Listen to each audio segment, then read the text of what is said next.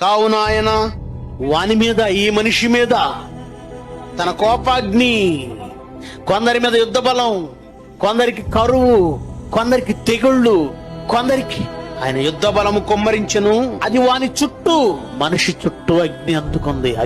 ఒక ప్రక్క నుంచి తెగుళ్ళు, ఒక ప్రక్క నుంచి ఆకలి, మరో ప్రక్క నుంచి రోగాలు, మరో ప్రక్క నుంచి యుద్ధాలు, మరో ప్రక్క నుంచి భూకంపాలు, మరో ప్రక్క నుంచి తుఫాన్లు, మరో ప్రక్క నుంచి పెనుగాలు. దేవుని కోపాగ్ని వలన అంటుకున్న అగ్నిది. అది వాని చుట్టూ అగ్ని రాజేశను. అయినను మనిషికి పట్టించుకోవట్లేదట, గ్రహించట్లేదట.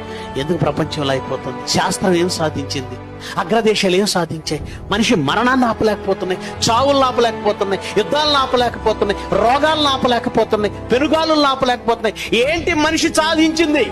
ఏమి సాధించలేదు. దేవుడు వాని చుట్టూ అగ్ని రాజేశాడు. చేస్తున్నాడు మనిషి. మీకు కనువిప్పు కలుగుతుందా? ఎప్పటికైనా కనువిప్పు కలుగుతుందా?